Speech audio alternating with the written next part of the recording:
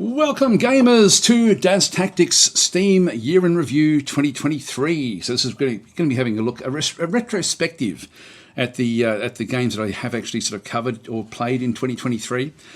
I'm going to be looking at everything basically because there are games that came back in 2022 that are still super relevant for 2023. There are games that came back in even prior years to that as well that I still absolutely love and play an awful lot of. So I'll just be basically sort of covering, I guess, the main ones that I've spent time with, so I won't be going through all of them. By the way, before I get started, special thank you if you do support the channel, whether that be through Patreon, which has been great, coffee.com as well, coffee.com/DasTactic. By the way, all these links are down in the description, but that has been really, like, I've had a lot of growth over there, which is fantastic, and that's actually where I put most of my mods. So if you are looking for one of my mods, like for Shadow Empire, you will find them over there. Now, I do release mods for free, but people can support my channel through coffee.com.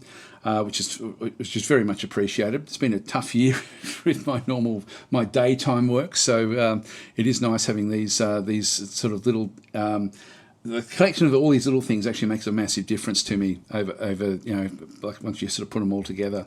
Merchandising as well. There's links to my merchandise down below. And so on and so forth. What else is there? Oh, well, by the way, I keep on forgetting to mention this, but if you do become a member of this YouTube channel, you will actually then have access. When I do put up like a series, I often actually put a lot up and then schedule them. In the past, they were always kept private, and then they would just come out when they were scheduled and then launched. But I can now set them up so that the members can see anything I have scheduled ahead of time. So sometimes there'll be a lot of games. There'll be a lot of videos being scheduled to come out on different days, in which case members can actually have a look at all of those, or sometimes there won't be any and I'll just be uploading depending on what my time frames are like. Certainly YouTube has become a lot more time restrictive in how long it takes to actually now prepare a video, which is a bit of a problem. I used to be able to automate everything. I used to have heaps and heaps of videos all just scheduled ready to go, because it was so easy to do all the automation. That's the way I like to work, but you can't do that anymore, unfortunately. Anyway, that's just the way it goes. Let's just rip into it, I guess. Really want to get down to the list of games. So I played 73 new games this year, 121 games in total. Achievements I don't really care much about. 81 days longest streak, I don't really care about that one. We'll talk about the games when we get down there. These here, I unlocked 178 different achievements. The Steam median is 16, so that was cool. I played 121 games. The Steam median here is only 4. That really surprised me when I saw that number. I sort of just assumed that people would play more than 4 games on average for the whole year. It's interesting. I've really found that number as a median number. Really, I thought that would be a lot more than 4. But it's, I guess, people do find their favourite games and then just play the one game. I've got a very poor attention span. Like my attention span with anything, no matter what it is extremely low. And so I tend to go from I get bored very, very quickly with anything, and I then sort of move on to the next thing. So I tend to just spend a bit of time, blitz it, and then go to the next thing, which is ideal for doing this sort of channel. Like, it really works incredibly well for me. My longest streak was 81 days, so the median there is 5 days. Now, I do stream nearly every day, so that would be also why this would be Twitch TV would be part of this process. I have twitch.tv/DasTactic is my Twitch channel. Again, links down below. So I stream there most days, and so I'm actually, normally I would actually have even longer with this, but I had to help with get my dad sorted into aged care and things like this. So this year has been a bit of a disjointed year in terms of that one. So typically that should be usually longer than 81 days for me, I would think. Would love to find out a way if I could actually look back at previous years, but anyway, that's not too bad. Back and through here, we've got 59% of were new releases, so nearly 60% of the games that I played were new releases this year. The 39% were games that I had played in the last 1 to 7 years, and then 2% were games that I had played longer than that. Classic games, recent favourites, and then new releases. All right, so what do we play? Now, this doesn't seem all that accurate, to be honest.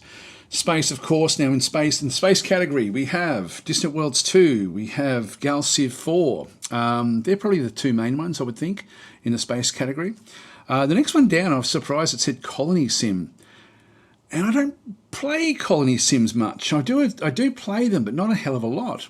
And so that's really surprised me, unless you put Dwarf Fortress. I guess Dwarf Fortress would be in there. Maybe Age of Wonders 4, but I'm not sure, maybe not. Grand Strategy could be Age of Wonders 4 over through this side. I think that may be Dwarf Fortress, actually, and maybe a few of the other games as well, sort of being put in there. War games, that'd have to be Shadow Empire, I would think, to be sort of out this far. And then we had Extraction Shooter. This has got to be Xenonauts 2. I'm imagining Xenonauts, Jagged Alliance 3, and also Zero Sievert, possibly also Quasimorph. So there's a few games in that category. And then Auto Battlers. Now this one here is probably Mechabellum. And I don't know if I played much Dominions this year, but Dominions would also fit into that category. There's Dominion 6 coming, by the way, and that's going to be one of my favourites for next year. By the numbers, workshop item subscribers. And this is people who have subscribed to items in the workshop that I've actually put in myself, but I've only put in one this year. And I know I've updated my Gladius mods, but I can't see 2,700 people subscribing just to that. That would be really surprising if that was the case. I haven't checked, but maybe that's what it is. Most of my mods, by the way, are put into coffee.com/DasTactic. Again, link down below. So if you're looking for Dwarf Fortress mods, Shadow Empire mods, they're all in the coffee.com page. They're all free. I don't put any price on those. So you just have to basically sort of subscribe to the mod, and then you sort of can grab it and just put a $0 amount in there. But the coffee has been good for me in terms of also people actually using that as a way to support the channel, which I appreciate. So thank you guys. Workshop, so I subscribed to 46. Friends, I should just point out, the reason I hardly have any friends that I've actually added this year, I've got the limit. There's a limit to what Steam actually allows for your friends, and I've been running at that limit for the last few years. They do allow you to put a few extra in every year. It's ridiculous that they actually have this limitation, but that's why there's so few friends added to the actual list itself. It's a problem. Sometimes I'll go through and have a look to see if there's people who just haven't been on Steam for like a year or two, and I'll just remove them from my friends list, so it opens that up for other people who've asked me to be friends with them on Steam. I wish I could just say yes to everyone, but in this case I just can't. So it's a pain in the bum, Steam. So I don't know why they have this limitation. But it's ridiculous when you think of how much bandwidth they have to use for the actual games, and they won't actually have a friends list that's open. It just doesn't make sense to me anyway. Discussion posts. I only had 6 discussions posted, which is interesting. I really thought I'd do more there, for the simple reason. Actually, I thought I'd written a few reviews this year. I'm sure I had. Not very many, but I thought I'd written a few. Anyway, the discussion posts, usually I'm sort of either answering questions about different games that I've been playing. Sometimes I come in and see, there's a perspective there that's not quite right. But I don't do too much on Steam in terms of the forums, but I do tend to read them a lot, but I don't tend to participate much. So I'm a bit of a lurker here on Steam. Anyway, let's continue on down. So the top games. Now, I'm not going to go through these until we get to our list, and then we can go through the whole lot. This is actually sort of like, the games that I played month by month. So we'll just go back through. Wow, December is my least played time that I actually had in through here. 27% was Warhammer 40,000 Gladius. There we are. Interesting. There we are. Okay, so there's a whole lot of other games that I played a little bit of. Let's skip past all of this stuff. This is all the stuff that I played in those 81 days. All right, let's have a look at these games. So these are actually my most played games of the year. And so I guess in one sense, I'll talk briefly about each game as we go through. This will be a longish video, but this will be probably really the starting place for most people. We'll look at the grid view rather than the timeline view. This one does actually then have all of the different bits and pieces. Now, Age of Wonders 4, incredibly good game. So certainly one of my favourite games of the year. There are people, like I'll give you the pros and the cons. It's amazing customization in the game. It's got everything you sort of expect from an Age of Wonders type game. It's got beautiful graphics. It's got this. I personally like the way that they've actually sort of been able to make sense of the factions in the game. But for many people, and many people comment about this, and this is actually where there's a real dissonance, a lot of players really don't see the purpose of actually having the different factions, because they think it's just very, very bland, and really you can end up with halflings that end up being as strong as orcs if you want to do it that way. The game itself doesn't do that, but you still have the choice of doing that. So I don't have a problem with it, because I tend to, I would be wanting to sort of try to play as thematically as possible, and I like having the options that are available to me. So that's one problem that people have with the game. That's probably the main problem. I hear people say, like this is the feedback I get from people, is basically loved playing it initially, got bored with it really, really fast because of those factions feeling so bland. So again, I don't feel that, but this is one of these things where I know I've got to disconnect from what most people are actually telling me is the reason they stop playing the game. So I would love to see the numbers on how many people actually purchase the game and how few hours they spend actually playing the game. For me, it's my most played game of the year, so you can see there that I don't feel that. I absolutely love it, but I do take on board what people are telling me. Another aspect which I do agree is a problem with the game is it's too balanced. So you've got pretty much an equal chance of doing well almost no matter what you play now. So they keep on trying to either nerf things that become too strong, which is fine, like for them to do that, and strengthen things that are too soft, and so they buff them up. And so it's sort of almost like it's being built for multiplayer. And I don't like that in games, in strategy games in particular. I do like to have an unbalance. And so I'm finding that Age of Wonders 4 is suffering a little bit from the Paradox model. So Paradox tends to sort of have this sort of aspect about their games where there ends up being like a lukewarm flavour across it, or feel across everything, because of this unbalance. Whereas an unbalance can really add a lot of life and vitality to something. Now, having said that, the DLCs that have come out this year for Age of Wonders have been incredibly good, so I've actually really enjoyed them as well. So for me, this is right up there as one of the best games of the year, but just be aware, I'd probably be better off having a look at the reviews, the recent reviews of Age of Wonders 4, and see what people think, because certainly there are comments that I don't subscribe to, but I do respect that people who've played it for a lot of hours are really having trouble actually getting the immersion into the actual game itself, even though for me, I don't have that problem. So anyway, Age of Wonders 4, great game. But there are a lot of people out there who wouldn't put it into that great category, but I do. Distant Worlds 2, wow, what a game! Distant Worlds, the first Distant Worlds came out many years ago. I think about 10 years ago, and there was a whole lot of different DLCs that then dropped for Distant Worlds, and over that time it got fleshed out with pirates, with all sorts of different things. Distant Worlds 2 is really like it's got a new engine. It's got 3D graphics now, fully 3D. The factions now, instead of taking a day to build a faction, it now takes a month for the developers to build a faction. So there were limited factions at the start. There are only, when they bring out DLCs, it might introduce maybe 2 factions at a time, which means that there's only there's more than a handful, but there's maybe, I think there's about 10 or 11 factions, I think, at this point in time. I can't remember the exact number, but it's nowhere near what it was when Distant Worlds 1 launched. Now, this is one of the problems that people have sort of highlighted, is that it's feeling like, they're saying, well, Distant Worlds 1 came out with all these different factions. Distant Worlds 2 hasn't even got even close to the starting number of factions that Distant Worlds 1 had. And the difference is, it took a day to build a faction back in Distant Worlds 1.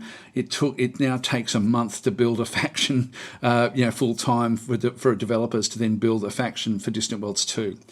That's something that will be changed slowly over time. Distant Worlds 2 will just get better and better and better over time, and it certainly has. This year has seen some incredible differences, or some improvements just in the base game. There are a couple of DLCs that have come out this year as well for Distant Worlds 2. They are worth getting. They do add a lot of content to the game, and the factions certainly feel so much more different now than what they did in the original game. So there's diversity, a lot of diversity in the way that the factions now play. They have a very, very distinct play style, which is fantastic to see this, whereas in Distant Worlds 1, you didn't so much have that. There are limitations to the way that you can then construct your ships, which there wasn't in Distant Worlds 1. Some people see that as a negative. I see that as a positive, because it then makes you sort of work within these limitations to get the best out of what you've got available. And so I really like this. Like, all the design decisions that they've made for Distant Worlds 2, I enjoy. The one thing I am missing from Distant Worlds 1 was that Distant Worlds 1 was even less balanced than Distant Worlds 2. And again, we're talking about this balance. I've always considered the Distant Worlds franchise to be beautifully unbalanced. I've often sort of said that, like, it creates a space opera for you then to sort of play in, where the unbalance is a big part of the story. And overcoming the unbalance, and you don't know what that unbalance is going to be until it actually shocks you, particularly with Distant Worlds 1, and then you've suddenly got a problem to solve that you didn't know that you were going to be solving, makes Distant Worlds 1 just such a special game. Distant Worlds 2 doesn't have the same shock value yet. I think it will have it eventually, but not yet. Now, if they end up trying to make Distant Worlds 2 into a multiplayer game, and I really hope that they don't, but if they do, forget about the unbalance. They'll then have to strive to make it as balanced as possible, and that, for me, will kill a large part of the charm and the reason to play Distant Worlds 2. So I'm hoping that they don't do that. I hope that they keep it single player, and I hope that they keep on striving for the beautiful unbalance that they had in Distant Worlds 1. But overall, Distant Worlds, I could never go back to Distant Worlds 1 after playing Distant Worlds 2. Everything else about the game is so much better. Other things about Distant Worlds 2, I would just point out, if you're going to play it, there's a big disconnect again with new players who pick up Distant Worlds 2, get into it, rush into doing as many different things as they can, try to expand as fast as they can, do all this sort of stuff, and then suddenly everything just crashes down. This is not your typical game. This is a simulation game. Enjoy the ride, watch what actually happens. Everything can be automated, so you don't actually have to do anything if you don't want to, but only put your choices into things that you want to be affecting. Other than that, you can almost just let the game run itself. So it appears overwhelming, except that you can actually automate the whole thing. So, for example, I play on the default settings, which automate nearly everything, or at least advise you that what they want to be building. The only thing I change is that I change all my fleet management to manual, just so I can manage the fleets of ships. That's what I enjoy doing, so I don't worry about the other bits and pieces. If I forget to manually do something, the game will just make a decision for me, and so I don't have to think about it. And so I find the game quite easy to play in that sort of sense. I mean, it's easy to play, difficult to master, and this is again where I really love designing the ships in the game, like, and sort of trying to figure out the best way of actually attacking a certain style of enemy, because there is real differences now in the different types of enemy that you're going to be facing in the game. In fact, even just the gun facings on different ship designs that come with the game will have a big bearing on how you then attack that particular class of ship. So there's a lot to love about the game. Also, I noticed that nearly everyone else plays this game on the maximum speed, and I hate playing it that way. I play it either on 2x speed if there's nothing much happening, normal speed for most of the game, and half speed if I'm looking at combat. So that's my settings. I very rarely put it on the 4x speed, which is the maximum setting. So, but I know that there are a lot of players who prefer to play it that way and not get involved in the detail. I love the detail in the game. I love treating it like I'm watching a movie, and sort of just watch what actually happens with it. So it's a simulation game. Treat it that way. Okay, so that's Distant Worlds 2. Dwarf Fortress, again, I'm trying to sort of do the pros and cons. I love what they've done with the release of Dwarf Fortress. This is such a great way that they've actually done it with the characters, with the graphics. It's so much more approachable than what it ever used to be before. It's nowhere near as complex to actually engage with because of the user experience. Having said that, there are still problems, and when they patch it, they're extremely slow at patching. Now, they always were extremely slow at patching, so the game takes a long, long time to get a patch. And there's certain things in the game that still haven't been patched that have been problems since launch. The biggest one for me is that Forgotten Beast, which is sort of like the main antagonist that you're going to be sort of facing, the biggest of the big, the most dangerous creatures in the game. They're randomly generated, which is incredible. But when they come against you, just closing a door is enough to stop one of these beasts. Now, in the old game, that was not the case. They were basically what was called furniture smashers, and a furniture smasher could not break open a door. Sorry, they could break open doors very easily. So you couldn't just rely on doors. You had to have either drawbridges or special sort of trap systems to then be able to get access for your dwarves into the fortress. And so there's still gamey ways around that one, but at the moment, a door will stop them. And I thought that this would have been fixed way back in January, and it's still not fixed even now in December. So I don't know when that's due to be fixed. I don't know why it's such a problem. I actually assumed it was just going to be a simple setting to fix it. I don't think it is, otherwise DF Hack would have actually put it in there. I think DF Hack will be in this list as well. But Dwarf Fortress, great game. One of the most detailed sort of world generation systems that it's got in any game. I think it would have to be the best of any game ever. Like just incredible what it does do. The immersion factor is through the ceiling. I love playing it because I can actually, particularly if I'm streaming it, I can then actually name the dwarves, and so that the people who are watching end up sort of getting they get their own dwarf essentially for the run. And so even though this game came out last year, and same with Distant Worlds 2, I think these both came out in December. I put these as still amongst the best games of 2023. So Dwarf Fortress, special game. Shadow Empire is a game that, if you're thinking of Dwarf Fortress as having the best world generation of any game ever, Shadow Empire has the best planet generation system of any game ever. This one goes all the way back through and goes through the whole planet generation. So you end up with a completely random planet to play on. And it's then a war game, essentially. It's a 4X / war game. Incredible game. Again, it's unintuitive to pick up. Unfortunately, this is one of the barriers to entry. But this is one of the most popular games that I tend to play. Like, people enjoy watching gameplay of Shadow Empire. I love playing the game. Like, it's a really special game, and like even just generating a planet can take half an hour just to basically go through the settings and see what happens with different things that happen to the planets. And the planets can vary from anything from ice worlds to barren rocks where there's no atmosphere, through to lush sort of Eden worlds where they've got alien life forms rolling around the place, some sentient, some not. You've got there's a DLC that came out as well with the Oceania DLC. I wouldn't recommend that for new players, by the way.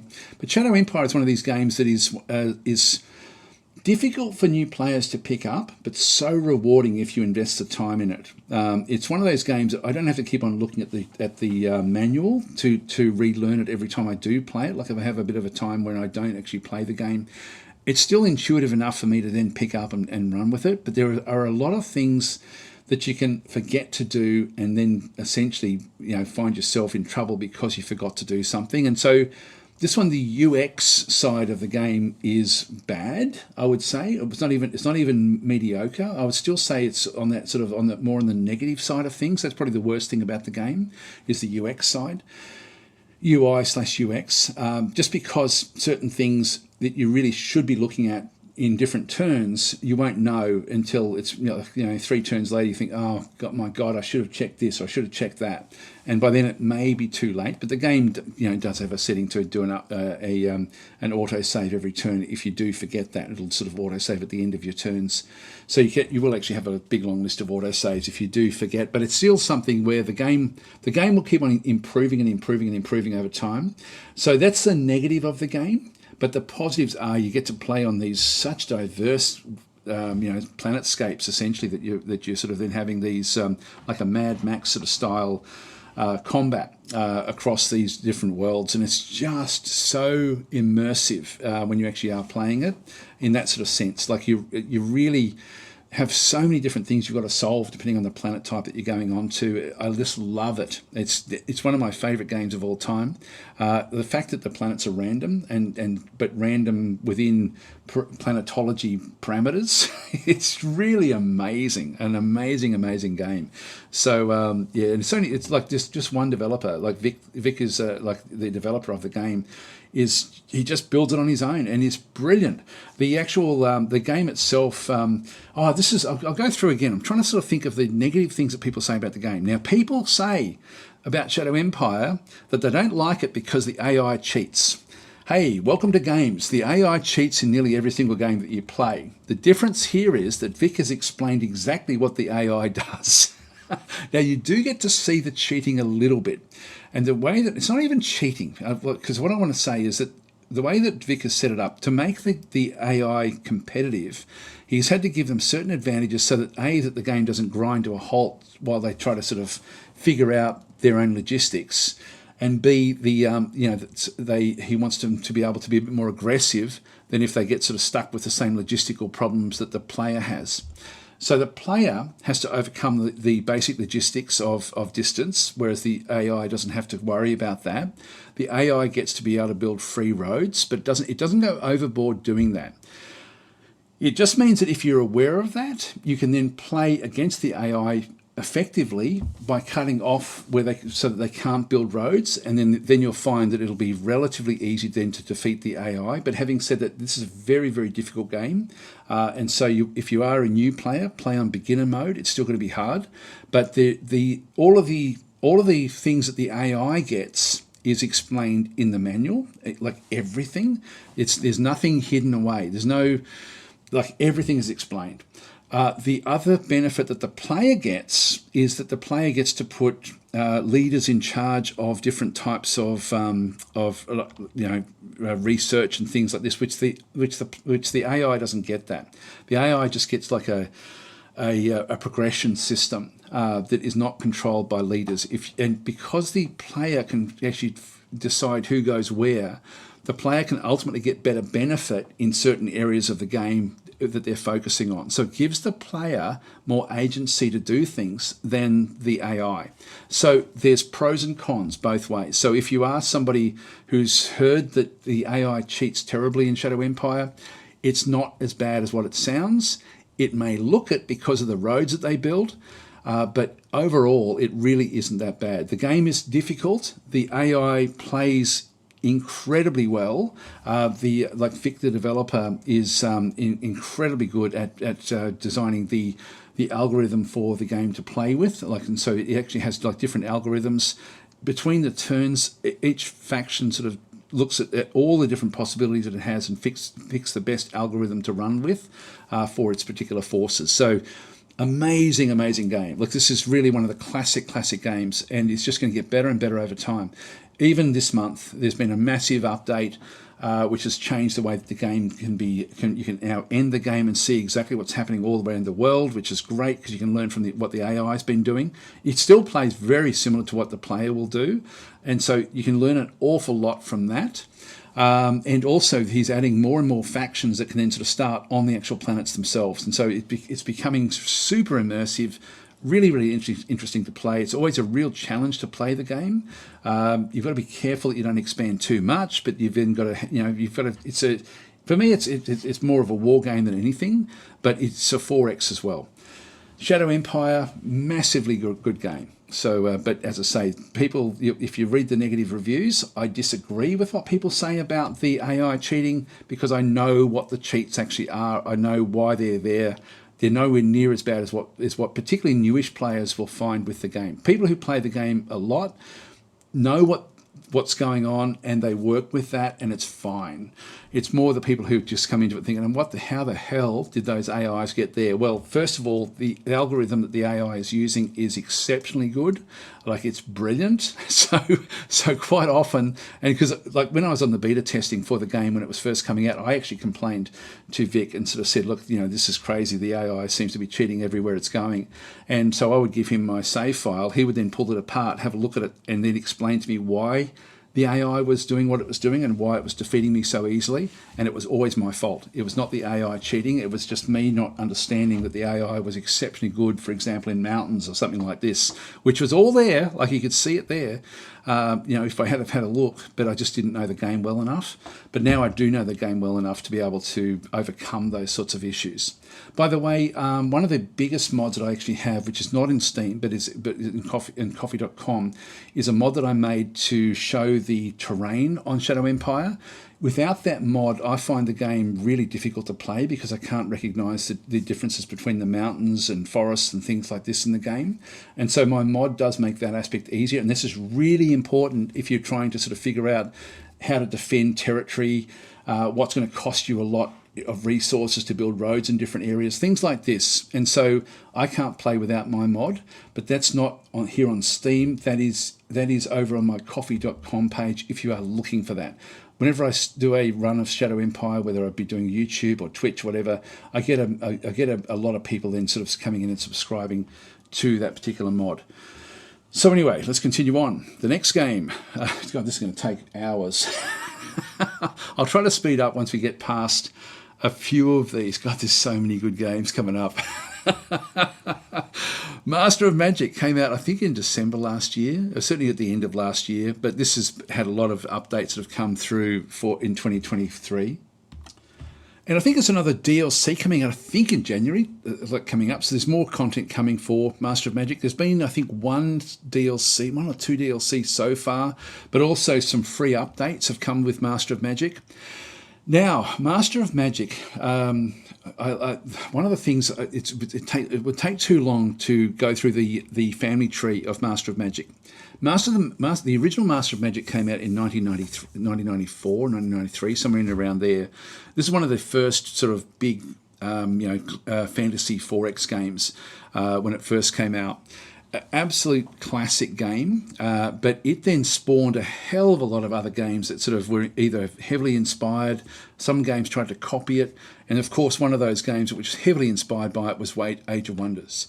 And so the Age of Wonders franchise started 5 or 6 years after Master of Magic, and so Age of Wonders has gotten better and better over that time period. Master of Magic, this one here is a rebuild of the original with some changes to it that you don't really notice. If you're someone who loved the original game, you will still love this new version of Master of Magic. It's funny, whenever I stream it and people can communicate with me, I get so many people actually say, I loved this game back in the day, but I'm scared to play it now. Or if they're watching it playing, they say, wow, this is actually really, really close to the original game. And it's built on the original game. What they did was they made the graphics better. They made them sort of like, more certainly modern, everything sort of modern in that sort of sense.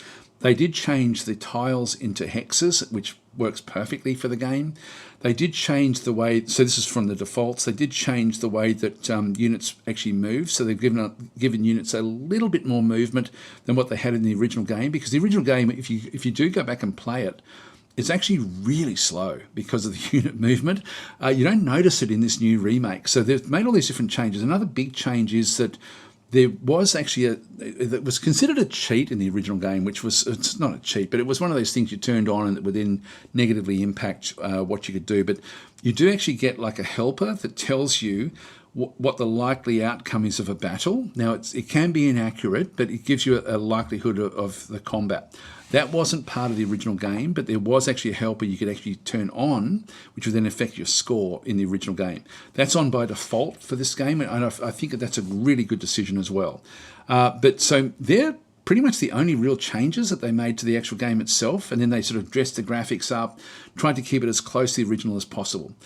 Then they started bringing out the different content packs for the game.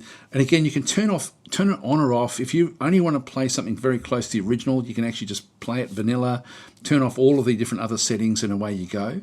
But these other things, actually, they've added new factions, they've added new play styles, new items, new heroes, all sorts of different things that enhance the original.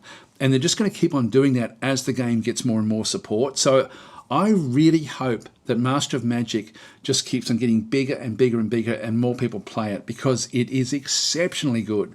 Now, the negatives of Master of Magic at this stage for me are that the UX, the user experience of the game, does need some tightening up. There are some little issues which with the game where certain things don't work as effectively as they should. And I'm even trying to think of what they actually are. Some of the heroes that you can actually get in the game are too overpowered, and it almost means that you can't win if an AI gets hold of them too early in the game. So I would love to see them nerfed back as well, or a way to actually have them nerfed back. I know that they're very similar to what happened in the original game, which for me, this is one of those things where this one does need tweaking to stop them from becoming exponentially powerful, and which I find frustrating when you play into 120 turns, and then suddenly you come across this hero that you cannot defeat with anything. So Master of Magic for me, it's a very special game, but there are some issues with it.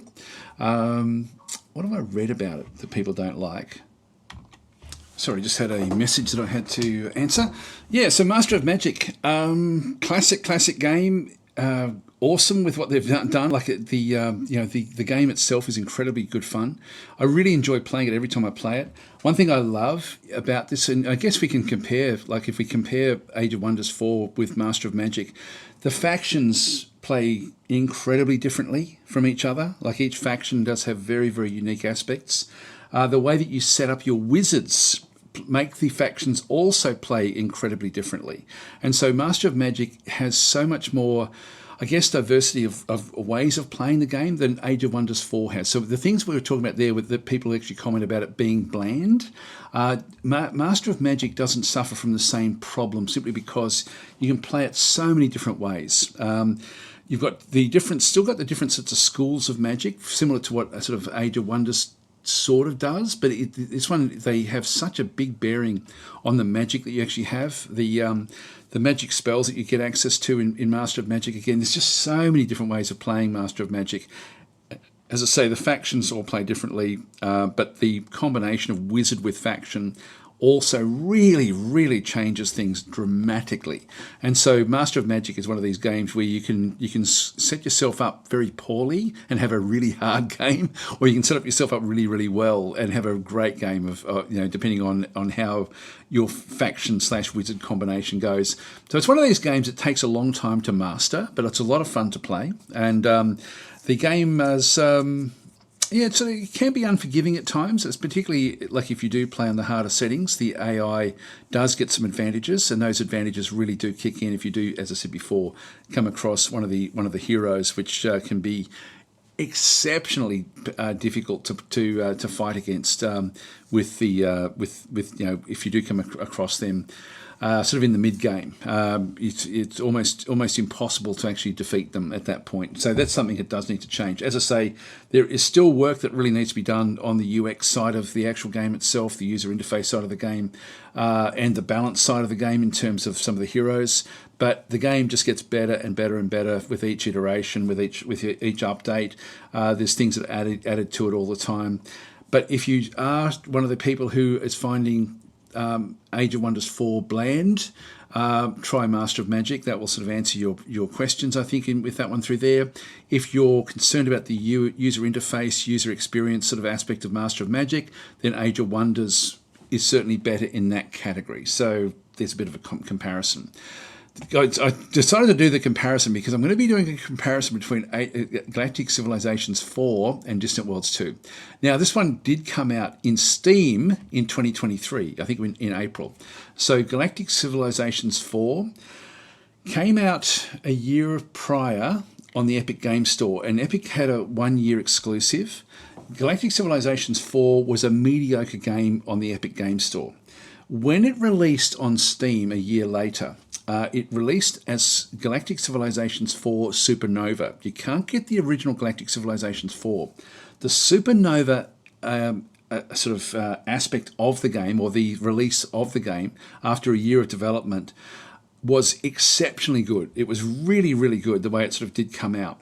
And since that time, there have been 2 major updates, 2 or 3, I think. Anyway, there's been a handful of major updates that have come with Gal Civ 4 Supernova. And those updates have been unbelievable. Each of the major updates has made so many changes to the base game. It's the game where it currently is not recognisable to the initial release of Gal Civ 4 in the Epic Game Store. I actually didn't really enjoy playing the original game. I am loving playing Galactic Civilizations 4 right now. Like, I'm streaming it actually as we speak, or as I'm recording. I'm actually doing a series both on YouTube and on Twitch. I'm enjoying it that much. One of the things that I love about Gal Civ is that the factions again play very differently. You can set up different factions. There's still some issues, and they're going to be working on those issues over the next at least years, basically. Sorry, I keep on getting interrupted as I'm trying to do this. There's some problems with recording during the day. Anyway, Gal Civ 4, major improvements over the last year, and certainly with big improvements coming, big DLCs coming as well in the new year. Probably be about 3 months away for the next one. There's been 1 DLC launched actually just this month in December as well. So look out for the changes for Gal Civ 4. It's funny, when I stream this game, people are really pleasantly surprised with it, which is great, because it is such a nice game to play. Now, comparing this one to Distant Worlds 2. Distant Worlds 2, as I said before, is a simulation game, and you put yourself in that mindset of playing a simulation game where you're letting the game almost play itself. Gal Civ 4, a lot of the things that you would spend time with in Distant Worlds, you don't spend time with, because the mindset for playing Galactic Civilizations 4 Supernova is to actually put yourself in a board game mode. And so you sort of play almost as if you're playing a space-based board game. And so there's still complexity, there's still detail, there's things to sort of solve. There's again, everything, each faction plays incredibly differently. The differences and the different mechanics that have been sort of meshed into the game, and not even meshed, melded into the game, because it is a meld of these different mechanics that all work together to form something that really is very special with Gal Civ 4.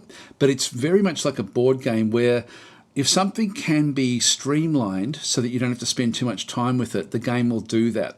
And almost to its own detriment. And this is actually where I still have a bit of a problem. Combat has improved a lot, but I still have a bit of a problem with just how simplistic the actual combat is. There's no real setup for the player. There's no real agency in terms of being able to make decisions to actually get the best out of the combat.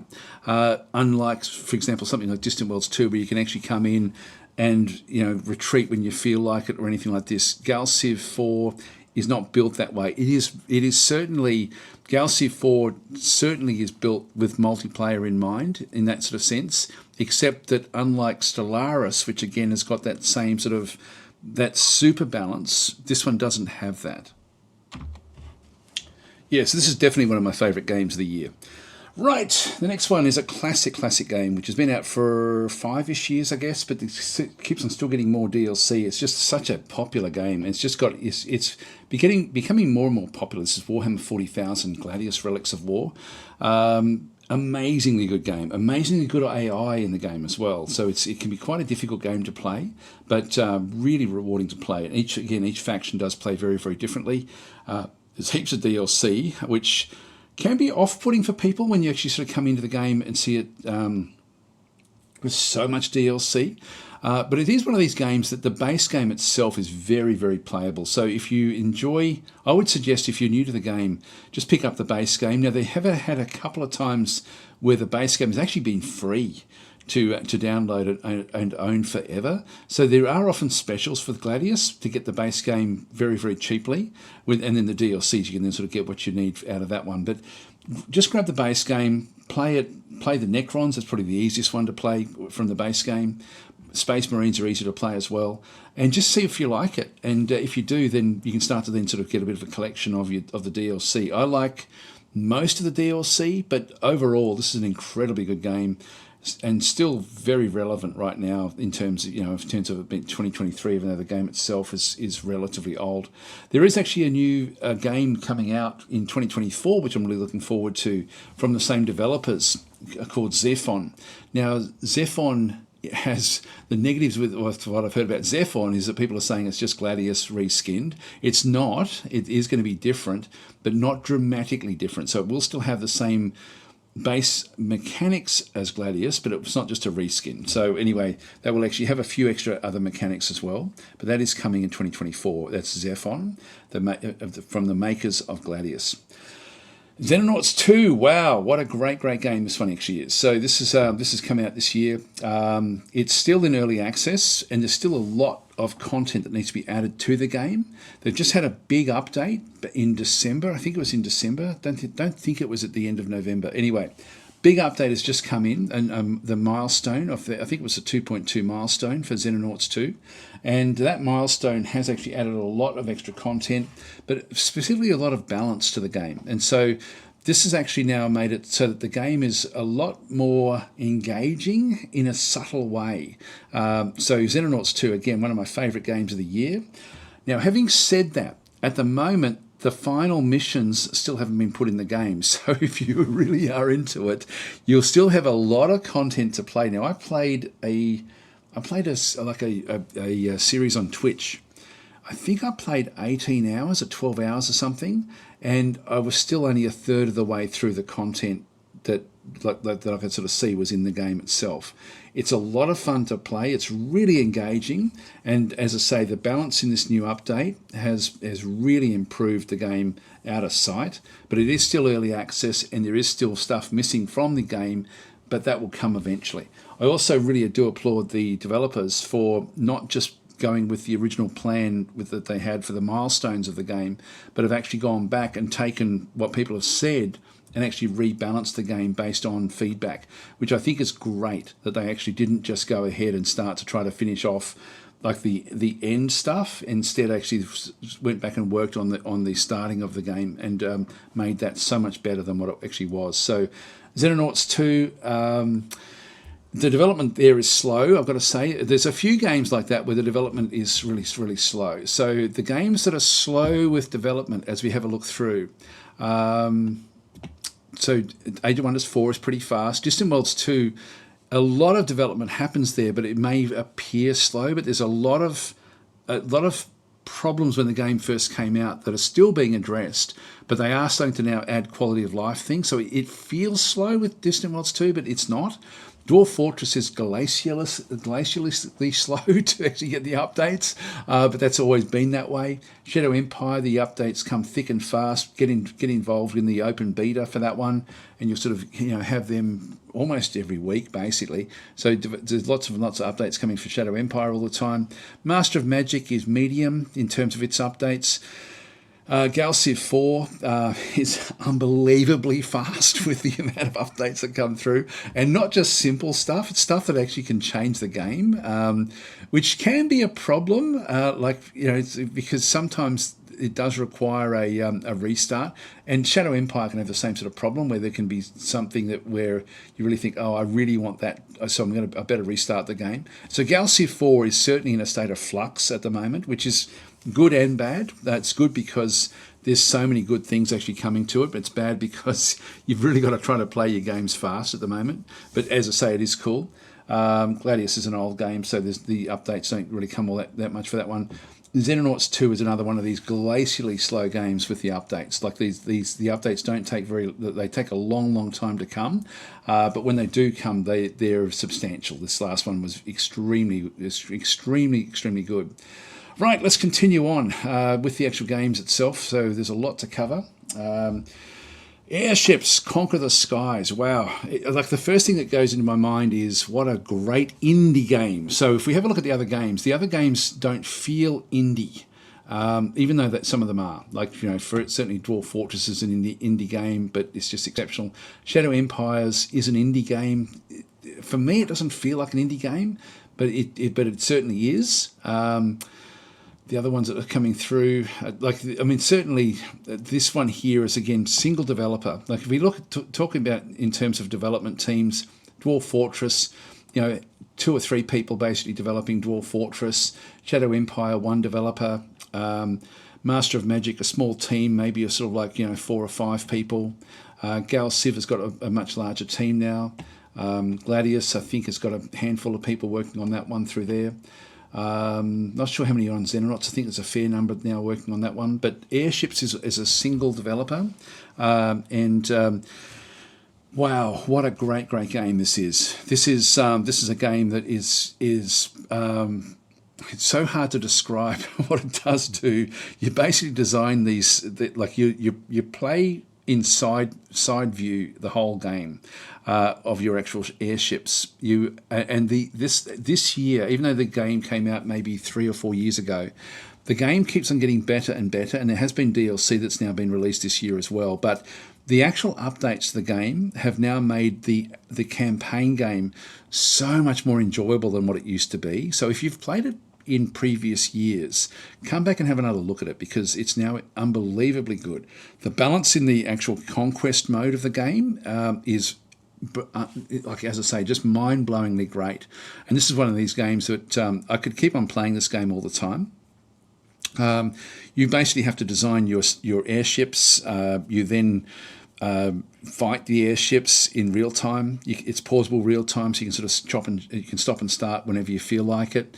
And so this is, as an indie game, I can't rate this one highly enough. It really is an amazingly good game. As I say, there's been a DLC that came out this year, which has also changed the game for the positive, but there's also been updates, which has also changed the game very much for the positive this year. DF Hack, wow, this is something I could never play the original Dwarf Fortress without DF Hack. And so this now is actually part of a Steam. You can actually download DF Hack as part of your Steam library of things, and this then just fires up whenever you fire up Dwarf Fortress. Strongly suggest that you do that. If you do actually have the Steam version of Dwarf Fortress, you are going to not regret it.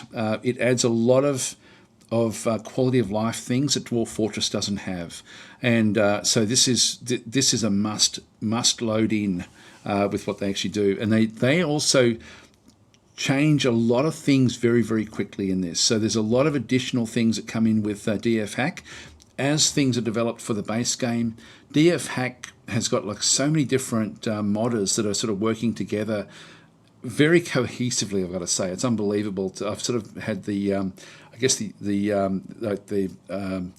benefit of seeing them work in real time with to solve little problems, and they are unbelievable. This group, like, they really do such a good job of you know, combining all these different modders to then sort of bring these things together to make it work cohesively in a very difficult development environment, because they're trying to sort of work within the, like, almost in the back of Dwarf Fortress, and it's not easy because but they do an amazing job of supporting Dwarf Fortress. So that's incredibly good game. Wow, I'm going to have to speed things up a little bit. Right, Rule the Waves 3. Wow, this is again another one of these games that I don't play enough of it. I did play a fair bit of it, but I don't play enough of it because this game is, it models the age of the pre-dreadnoughts and the dreadnoughts. So around the 1900s, like the late 1800s into the 1920 type thing, and you can actually keep on playing up into the 1970s. And this does a great job of modelling ship design and fleet management of different nations throughout that particular time period, and then the combat that they then have to deal with. So it covers an amazing amount of technological changes. And one of the great things about this game is actually just it's not strictly historical, but you can learn so much about the ship designs that went from pre-dreadnoughts through to battleships, through to aircraft carriers, just with the actual technological developments that actually happened through the different time periods. And this game does a great job of actually doing that. So if you're into history, particularly naval history, then Rule the Waves 3 is an absolute must. It's one of those games that I learnt so much playing this game, and it was not just learning stuff where you're just learning and it's just knowledge coming in, but it was really thinking, wow, that's why torpedoes were done that way, or that's how destroyers came into being. You know, like and what's like, you know, I didn't know why destroyers were called destroyers. They were basically torpedo destroyers was what they were there, or torpedo boat destroyers. They were there to protect the fleets from the small craft. So you ended up, it's such an interesting game once you get into the actual history of why certain developments are being made in that period. It's really rich, so rich. Gave me such a big appreciation for that era, particularly around the naval side of things. So this, really thoroughly enjoyed playing Rule the Waves 3, and I do have to play more of that. It's just one of these games that it falls off my radar a little bit in the sense that I forget to come back and play it, and it's to my detriment actually, because as I say, it's what are the problems with this one? The biggest problem is the user interface. It's a very clunky user interface. It's essentially like as if you're playing a game using. It's not even as pretty as Microsoft Excel. Microsoft Excel actually looks better than Rule the Waves 3, but it's more like a spreadsheet game more than nearly any other game, and the graphics look very dated, and so that's probably the biggest negative of the game. But the actual gameplay, the underlying gameplay, is really good. Now, other people complain about the fact that you are not having massive engagements all the time, that it's all lots of little engagements, and often the engagements will lead to no combat at all, things like this. But this is historically what happened. So it's actually quite accurate historically. We only ever hear about the big battles that actually happen, and the game can actually have big battles, but quite often forces would actually sort of assess that they really were sort of outgunned, or you know, were going to have a hard time, and so a lot of naval combat, you know, at any time is avoidance, not so much engagement. You do have some engagements, but a lot of them are avoiding a stronger force, and this game does play out that way. You can still hunt things down.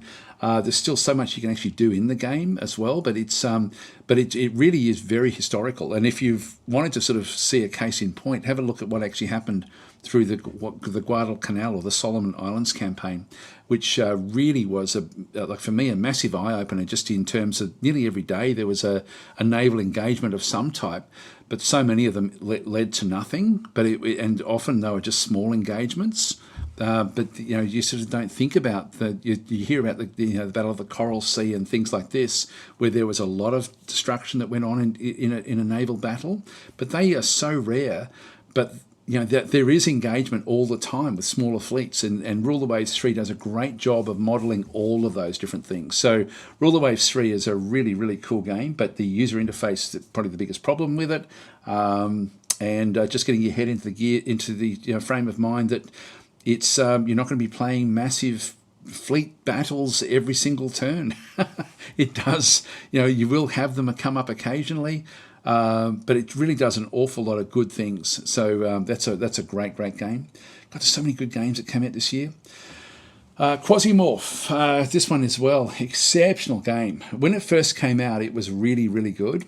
And now with the recent updates to the game, it is unbelievably good. So this is actually one of my top, this would definitely be in my top 10 games of the year.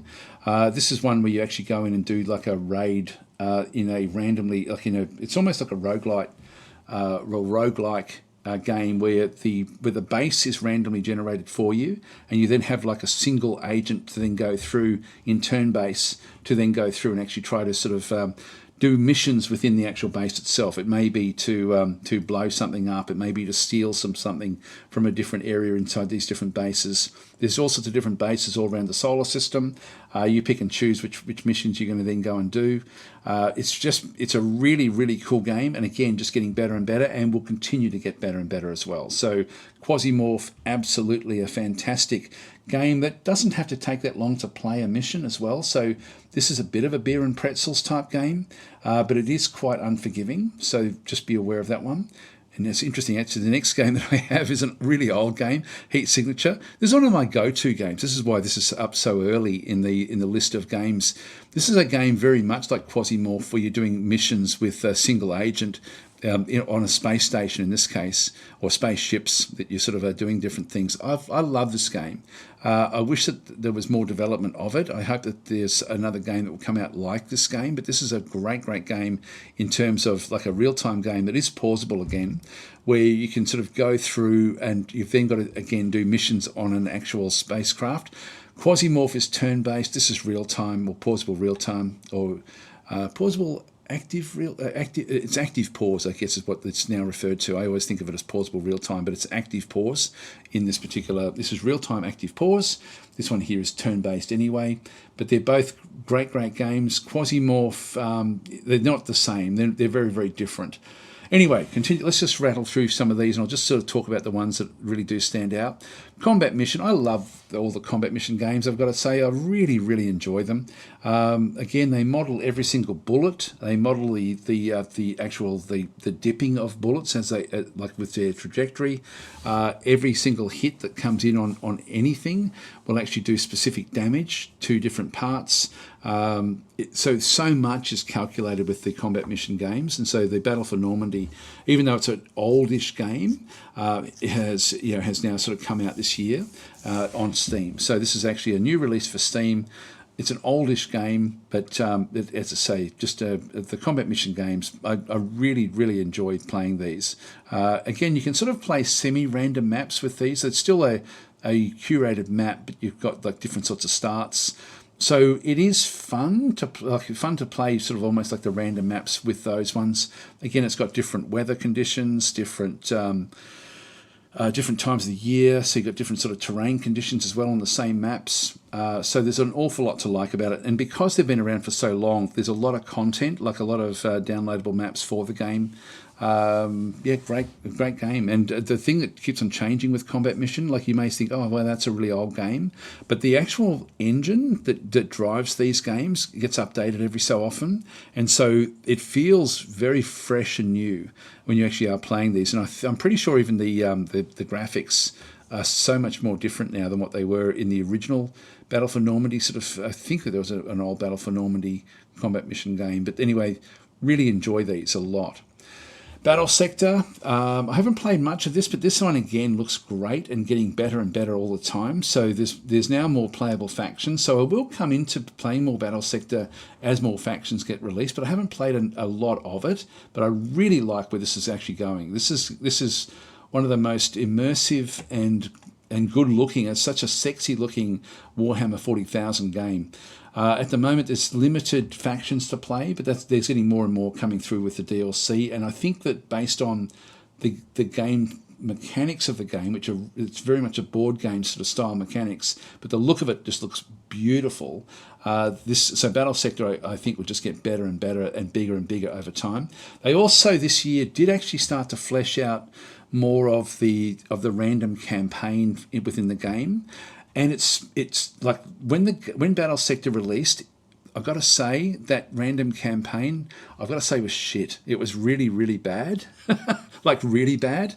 And so I stopped playing the game because of that. But I have actually played the random campaign since they've actually fixed it. It's still not perfect, but God, it's so much more fun than what it was. So the random campaign is definitely improving and getting better and better. And again, I'm expecting that will get better and better over time as well. So there's an awful lot to like about what's coming with Battle Sector. I love the trajectory and the direction that the game is heading in. I like the different units and the different factions that they're sort of introducing into the game. And I particularly like that they're actually starting to flesh out that random campaign and making that much more playable. The game really is almost like a puzzle game in its base form. I prefer to have random maps and random campaign type stuff. So I'm really glad that they've put that in the game, but it wasn't originally designed for that. So that's why they're not really focused on that aspect. But for me, that's the most important aspect of the game, because I love procedurally generated maps.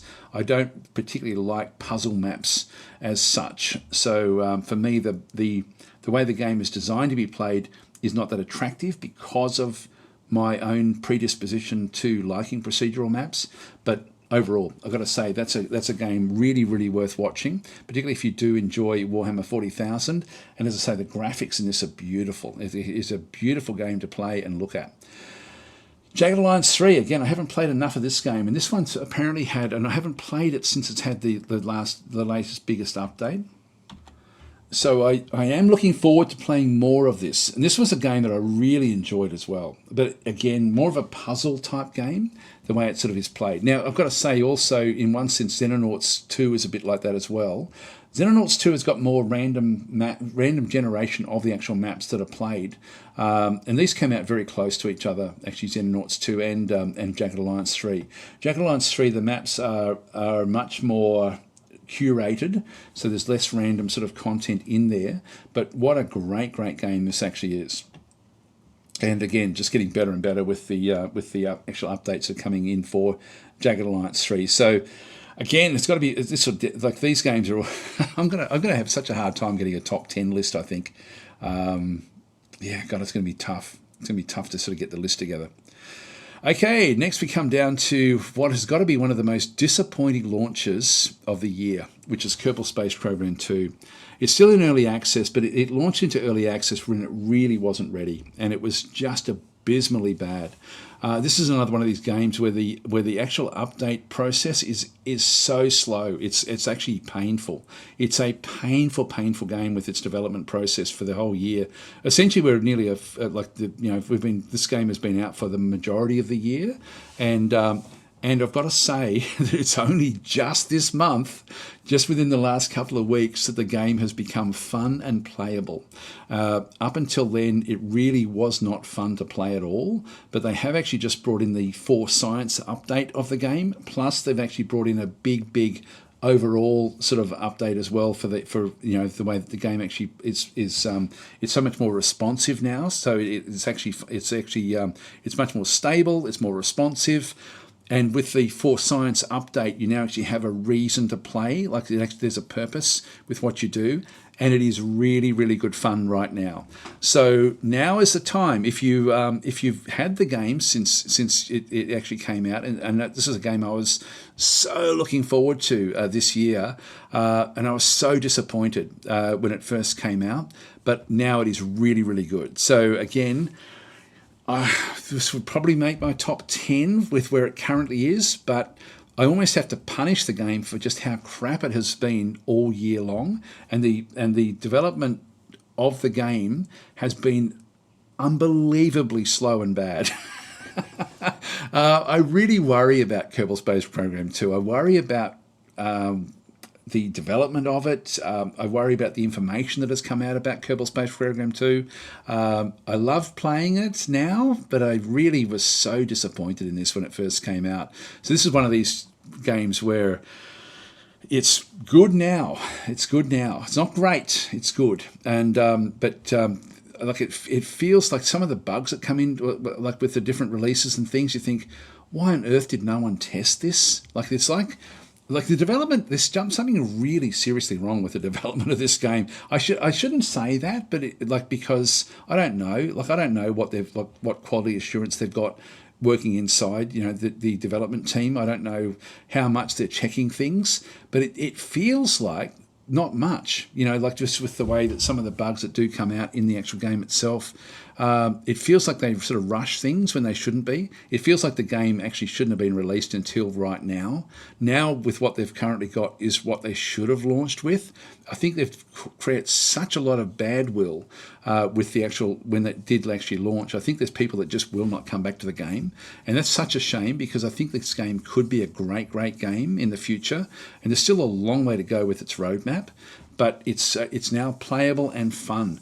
And now this is what should have been the release version of Kerbal Space Program 2. So it's in my top 10. Yes, it is now, but only because of the 4 Science update and the other updates that sort of came in around that made it such, the bugs that I used to have with the game, I used to have to be reloading it all the time. It was horrible to play until now. So anyway, Kerbal Space Program 2, that's where we are with that one through there. I'm still scared shitless of what the devs are likely to do with the game, because I don't trust what they're doing with the game. They've done a good job with what they've brought out now, but they did such a bad job with everything else up until now. So I don't know if things have changed, but anyway, my trust of the development of Kerbal Space Program 2 is low, but I am enjoying it a lot. It's weird to say that sort of stuff, but it's that's sort of where my head is at with the game, and I'm just being honest about this. Second Front is another one. It's very much like a puzzle game, so this is one of the reasons I haven't played much of this particular game, but this is a game that did actually come out in 2023. This is a game, again, that's more and more content will be coming for this game.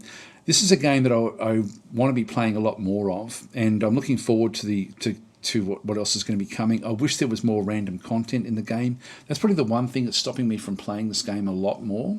If there was random maps, I would be playing this all the time, but because of the lack of random maps, I don't. But this is a very, very good turn-based combat game. This is actually a war game that has got like sort of almost sort of like this sort of basic sort of graphics. So it's underneath the actual game itself is a war game, but on the surface is actually like it feels just like a turn-based game. But if you are trying to get into a war game, this is such a great entry-level war game because of the way it does play.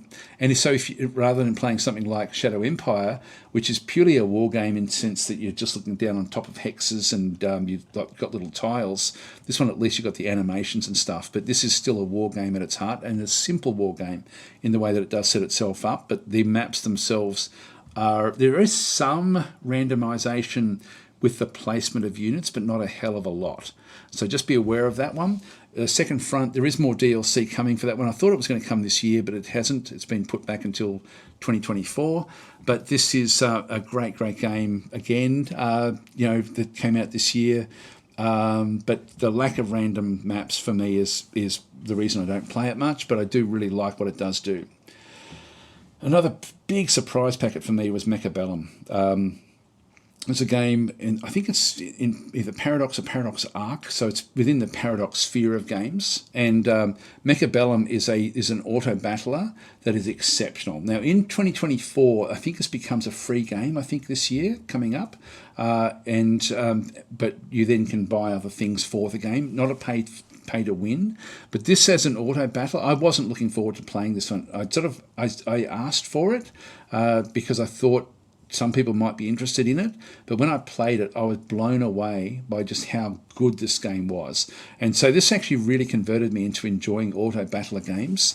I do like Dominions as an auto battler, but I didn't think this one would have the same sort of setup, and it seemed too basic. I thought it was going to be one of these gratuitous style games, like gratuitous space battles, for example, things like that. But this isn't, and this is incredibly good as a multiplayer game. So Mechabellum has got like a whole group of people that play, all around the world against each other. The games are really fast to play, like 10 minutes, for example, to play a game. It's really, really cool game. So Mechabellum, God, it's going to be hard to get a top 10 because this would sort of be, I would be wanting to have this one in the top 10. Deity Empires, I played a bit of this year.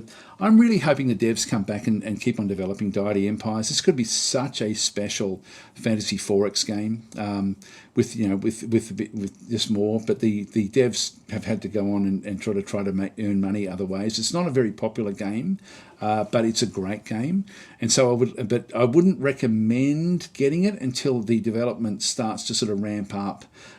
It sort of feels like it's abandoned, even though they've said that it's not. And I don't think it is abandoned because this is a passion project when it actually launched. This was actually a group of friends actually had designed this game as a game that they would enjoy playing, and that's sort of where it came from. And I think the pressure of then actually having customers where they're making demands on you would be difficult in that sort of situation. But I do hope that this one does get the attention it deserves again at some point in the future, because it really is an exceptional game, Deity Empires. So again, very much in the mold of Master of Magic. And also Age of Wonders. It's got that same sort of feel. It's got a fantastic complexity about it. It really is a great, great game. It looks bad, like the graphics are terrible, but everything else about the game is really exceptionally good. But it has, the development just stalled maybe a year or two back, and nothing really has been done since that time. And unfortunately, one of the things with the game, there is like there's a beta for the game that's currently available, and then there's the base game, like this so-called stable version. The stable version is so much worse than the beta, and the beta hasn't had any updates for the last couple of years, I think. So if you do get the game, like make sure that you turn on the beta and play that, because that's really where the game currently is, not with the stable version.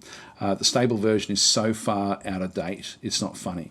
Anyway, Mighty Empires, hope that that gets development again, don't know if it will.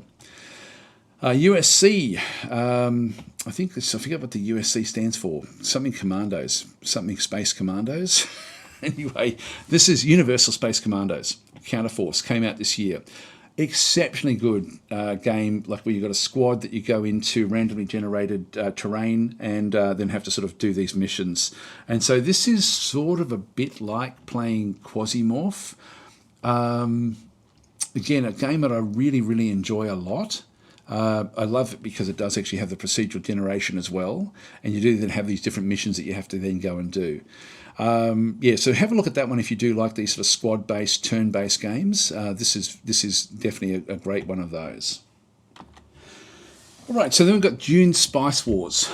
Dune Spice Wars is a game very much like a board game, but sort of like a randomly generated board game. Different modes of gameplay now, different ways of playing the game, which is great. So and this is a really, really good game as well. A game I should be playing more of. So many games I would like to be playing more of, and Dune Spice Wars is one of them. It has had newer DLCs come out. I think the last one came out a couple of months ago, maybe 3 months ago, with a different faction that had come into it, different ways of playing.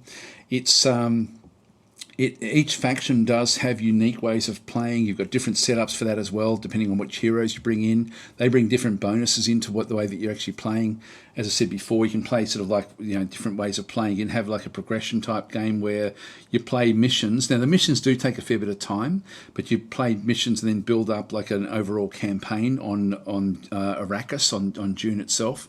You also have like one where you just are playing like a full-on on a bigger map, essentially, but you're just playing the one map and just playing it that way, like what you would with, for example, Age of Wonders 4. So there's different ways of playing the game, as I sort of said before, which is quite interesting, and there's just so many different ways of actually playing the game, whether it be through the different factions, through the different heroes that you actually have there as well. So a lot to like about Dune Spice Wars. It did come out the year before. So if I was evaluating this one for this year, I'd be sort of thinking it's mainly going to be about the DLCs, and God, it would be hard for this one to squeeze in for this year into my top 10, but I would have to say I really, really like what it does. Like it does, it feels right as well in terms of the gameplay, the way that it actually sort of does the gameplay of the Dune universe. It's that feels pretty good with the interplay with the diplomacy and things like this other side of things. So I do like Dune Spice Wars an awful lot. In fact, anything I've been playing up until now, I do like all of these games because I put hours into it. Okay, the next one across here is Spellforce Conquest of Io. This is a game I really liked the base gameplay. The only thing I didn't like was because it had to sit within the Spellforce environment. It didn't have the random maps. If this had a random map, this would actually rival Age of Wonders 4, I think, for me. I would love to see this with random maps. I absolutely love it because it's the mechanics themselves are very, very clean. The combat is great. It really is a great, great game. Just except that the map is not random. so it sort of feels a bit same every time you play it because of that lack of random maps. I haven't looked at it for a long time since it actually did come out. As I say, I love the actual mechanics of the gameplay. I thought that was really, really exceptionally done. It was just that lack of random map to just made it was lacking something. But this is of course the Spellforce area that it's coming in from. So it has to play within the constraints of that universe and within that map. It's a very, very defined map. It's a very well-known series of games, and so that's why it's there. I sort of almost hope that the developers can take the mechanics of this Conquest of EO game and ditch the spell force side of things and do something themselves with it. That would be really, really cool. It's the same development team that ended up doing, like they did Fantasy Wars, I think. Was it Fantasy Wars, Fantasy General, I think it's, I forget which one. I think it was Fantasy General. Yeah, Fantasy General 2. And so and again, that was a game that I didn't play enough of as well because of the lack of random maps. But I think there were still some random maps in that game. So I'm hoping that the game mechanics, as I say, are exceptional. I would love to see that with but with essentially with random maps. I think that would be an unbelievably good game. Phantom Brigade, I haven't played much of these. I think I'll just skip through a lot of these now and just talk very, very briefly. This is sort of like an XCOM style game, but it is quite good fun. Good mods for this one as well. Stardeus is essentially a builder game where you're building up a space station. Good fun again. Really enjoyed playing that game. Retro Commander is a Supreme Commander sort of roguelike, which again is, I do quite like this game. I really didn't think I was going to enjoy it, but I did enjoy playing this one. Age of Wonders 3, let's forget about that one now because I've got Age of Wonders 4. I know there's still people that enjoy playing Age of Wonders 3. People actually ask why what's better, Age of Wonders 3 or Age of Wonders 4? Age of Wonders 3 I can't play at all without having lots and lots of mods. I've got about 14 or 15 mods that I have to have in this one to make this one playable for me, to make it enjoyable. Age of Wonders 4, I don't need any mods to make it enjoyable. So for me, it's very, very much Age of Wonders 4 is by far the better game for me. Marbles on stream. So this is actually this is how I do my giveaways every week on my chat tactics sessions here on YouTube. So every Monday I do like a gaming news, which I was thinking of doing this in my gaming news, but anyway, we're doing it here in this one-off video. Still going to probably end up being close to 2 hours by the time I finish this, or an hour and a half. Anyway, we're coming up to an hour and a half right now. So Marbles on stream is how I do the giveaways. This is so popular, so much fun, and it's really designed for Twitch. I don't play it on Twitch, but I do play it here on YouTube. It's hard to set up for the giveaways, but this is how we do the giveaways. Oh, by the way, I think in the last one I've been sort of concerned about the point system. User error, I'll put my hand up. I have not set up the point system for wins and losses effectively. I have now. So from this point forward, when we do a giveaway, it won't be a no-brainer about the last person winning. Whoever wins the last race at the moment tends to win the giveaway prize. But I have now found that I should have been setting up a different sort of point system, which I have now done. So that will be, in future, you will be getting points allocated as you play the game. So that will fix that whole thing up. And so, that will now, the points that you get because we play a Grand Prix where you get different points for each actual race of the marbles. Again, this is actually something that's just fun to stream. It's not really a game, so I wouldn't recommend it as a game, but it's certainly something that on my Chat Tactics streams, we finish off with a marbles on stream run, which very, very popular. People love it. It's good fun. I enjoy it as well. So anyway, that's that one there. Shardpunk, wow, I love this one here. I mean, this is a game that I've only just got towards the end of the year. It came out 6 months or so back, or even more, maybe even a bit more. And so this one, Shardpunk, it's got like random sort of random maps, a little bit like the way XCOM does it. But you have to sort of get through with a squad. So you got a squad. It's a turn-based roguelike squad game. And it is exceptionally well done. It's really, really well done. It's difficult, but it's good fun. And so the premise essentially is it's almost like a Vermintide sort of like Warhammer style thing where you've got these rats have taken over the city, and you've then got to sort of kill these rat men as you sort of make your own way through to then sort of do different missions on each actual map. And as I say, there is a lot of randomization in the maps. It's extremely well done. So this is a game that I will be wanting to play more of. So that's Shardpunk. Highly, highly recommend that one. That would have to be in my top 10, I would think, although there's a lot of games in that area. Now, Symphony of War is another one of these games where it's sort of more like a JRPG, like a Japanese role-play game, and that means that it's more story-driven than most games that I like to be playing. I would love to see a random campaign for Symphony of War. I would love that. It's not. So it becomes more of just playing through. But the mechanics of Symphony of War, the actual combat mechanics are beautiful. It's an amazing game. It just doesn't have the random maps. And so for me, if somehow they could build something where there's a random campaign, it would be one of the best games ever. It's exceptionally good, the actual combat in this game, but unfortunately it is a puzzle game, or a JRPG sort of / puzzle type game. So another game that came out this year, Boat Crew, which only just came out very, very recently. This is unbelievably good as well. I wasn't expecting to have as much fun as I had with Boat Crew. Essentially, you're in charge of a PT boat in the Solomon campaign in World War II, and your actions have a big bearing on what happens in the actual in that campaign, even though you're just a lowly old PT boat. And but depending on what you do, and you've got full choice as to where you go and what missions you decide to do. So you're not ordered to do things, although there are certain things that will come up where there's opportunities to do things, but you can do whatever you like. And this is such a great way to do this game. And so, for example, if you go and decide to do a raid on a Japanese base with your PT boat, you can effectively sort of then the powers that be, like the Admiralty, may then look at what you've done and think, okay, well, there's an opportunity for us to actually now attack that with a landing force.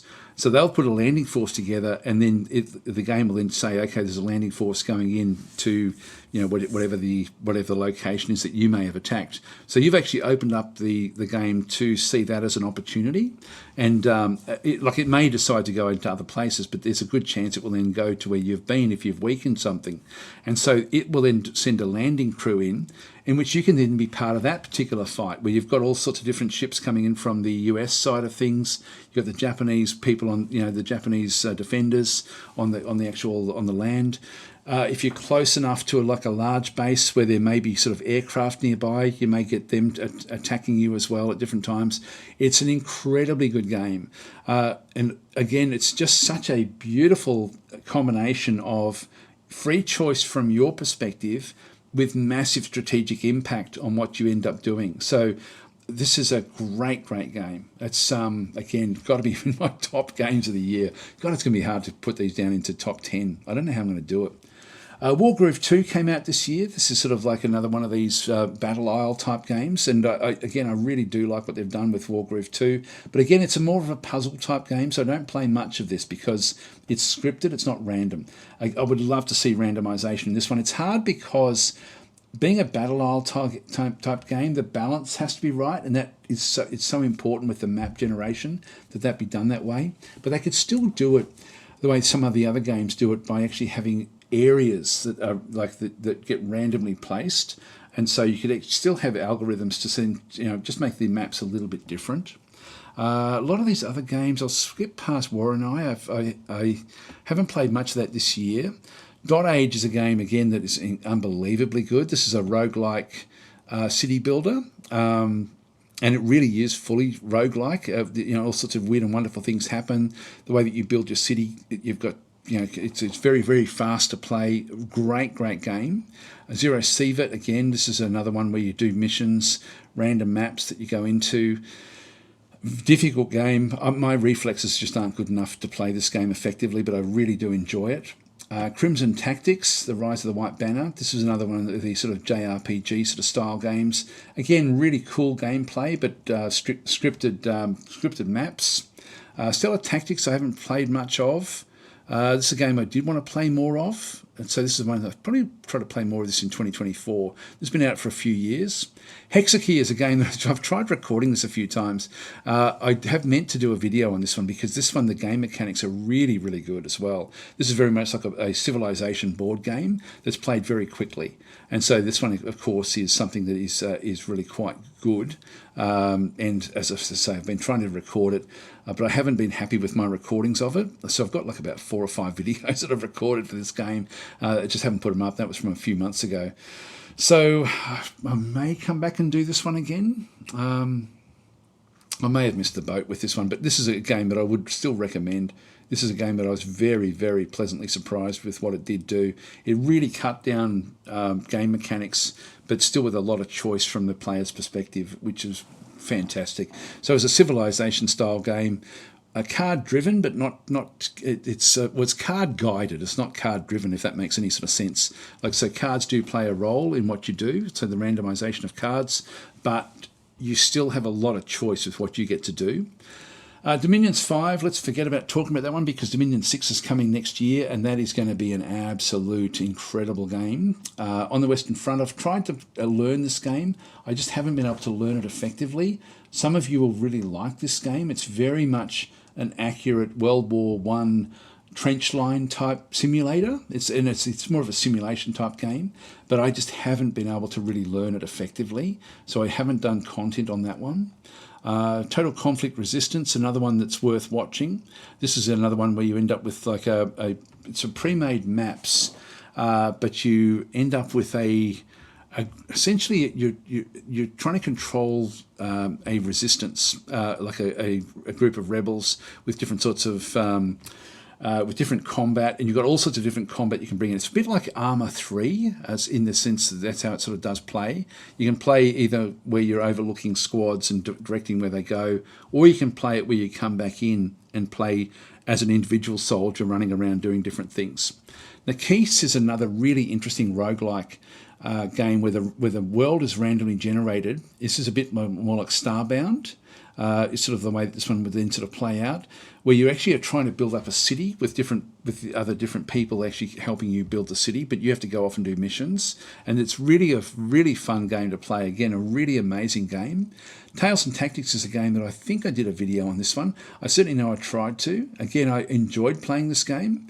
Untamed Tactics is another game in that sort of category as well, where I haven't played much of it, but I did enjoy the game mechanics of this particular game as well. So that was actually pretty cool, the way that one did work. It's very much where the mechanics are very, very pure, the way that you play with the different characters, a bit more of a puzzle type game. So I tend not to play very many games that feel like puzzle games because it's more of a walkthrough than just showing you the mechanics of the game. I like to show the mechanics and not the walkthroughs. We're sort of getting to areas that I haven't played a lot of. Incaluminati, I'm not sure how to pronounce that one. This is another game that I don't think I did recordings on, but I did enjoy playing it, and I was going to do some because this one is quite an interesting, more of a puzzle type game as well. We Are About to Die is a gladiator game, which I really thoroughly enjoyed playing, I've got to say. So this is sort of a bit more where you've got like random missions you then need to do, and all you're trying to do is just develop a single gladiator and sort of like train him, get him so that he's got equipment, things like this. It's a really cool game. Roguelike again. Strategic Command World War One. Haven't played very much of this one, but this one did have a big update that came out just recently, which does look very interesting in terms of just doing sort of like smaller theatres of even pre-World War One. So this is actually something that's had a lot of good. The reviews on this one are very, very good. I just haven't played much of it. So is it worth going through? I'll just pick a few of them. World Boxer, this is just a godlike game. I love it. Really, really cool game. Blood West is more of a first-person shooter, which is good fun, actually. Other ones that I've played a bit of this year. Old World, I've got to play more of this one. This is one of these games I just don't play enough of. Starfield, I had a look at this one. I really did like the graphics in this. I know that it sort of got like mixed reviews, but I did enjoy that one. Nuclear War Simulator really is a simulator, so I didn't really enjoy playing it because it sort of felt scary to play it, to be honest. So for me, that wasn't a game one that I really enjoyed. more combat mission. Heroes Hour is very much like Heroes of Might and Magic. That has improved this year, but I haven't played much of it. War Sim is another game that I really got to play. I've got to play more of this. This is an incredible game. Very much just a one developer game, but it's a labour of love. It's got some amazing stuff in it. It's essentially an empire simulator based on text. It sounds really boring, but it's not. It's really, really good. Juno was actually a game that I thought might be the Kerbal Space Program 2 killer, but it's probably not. Juno used to be, I think, Starship Designer or something. I forget what it's called. It was called something else before this. King Arthur looks great as well. I've only just picked that one up very, very recently. Panzer Corps 2, I love this game. I just don't play much of it. Blockville looked interesting. Pegasus Expedition looked interesting. God, there's so many good games. Almost have to now start to look for games that I didn't enjoy. Nebulous I found really hard, but it's a game that I wish I had played more. I think I might actually leave it here, guys. There's actually one other game that I do want to mention. Just skip on past a lot of these. Just see if I can find it. Where is it? Against the Storm really does need to be spoken about. This is an incredible city builder, and I haven't played enough of it. I really should have. This is unbelievably good. So this would actually be close to being within my top 10 games, even though I haven't played a lot of it. But that is an unbelievable city builder. That's got to be the best city builder I've ever played, even though I haven't played much of it. Other things that we've got. If you're looking for some in particular, War Tales I haven't played much of. Door Kicker's unbelievably good game, and that's improved a lot this year. What else have we got through here? There's the Old Master of Magic. We spoke about the new one. Crawl Tactics was unbelievably good as well. That one came out, I think, last year, but I did enjoy. I enjoyed playing Crawl Tactics a lot. Again, another roguelike, but it's more of a squad going through different sort of random missions, and again, very much it's a puzzle game, but with random levels. Keeper RL.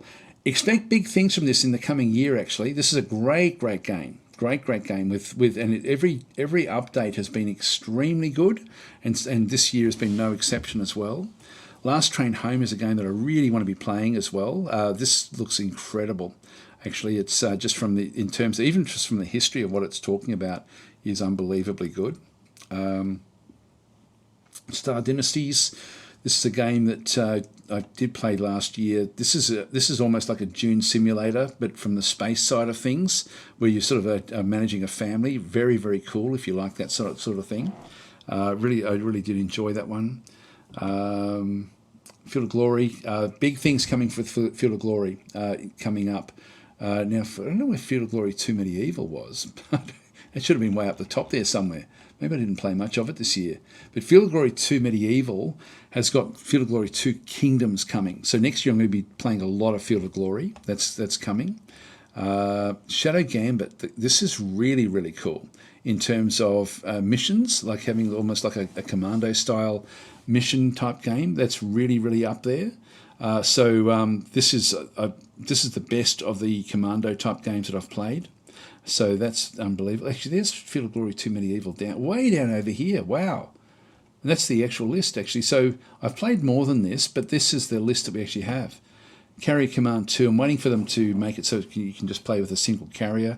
Love it other than that aspect. I don't like actually having the AI carrier in the game. I prefer just to go up against the islands.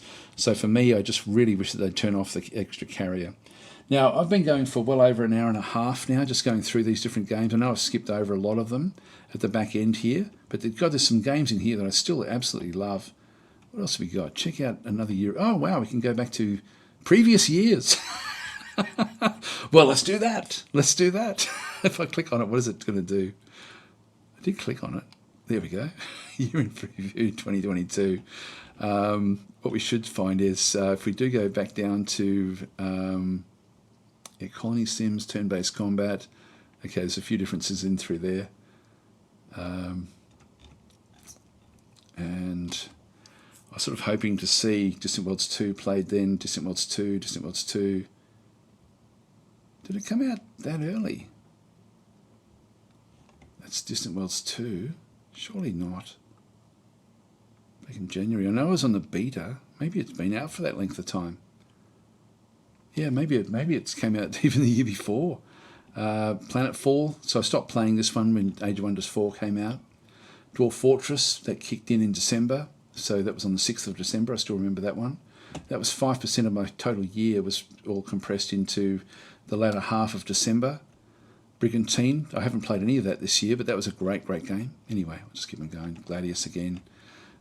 These are the actual the games that I was playing in through here as well.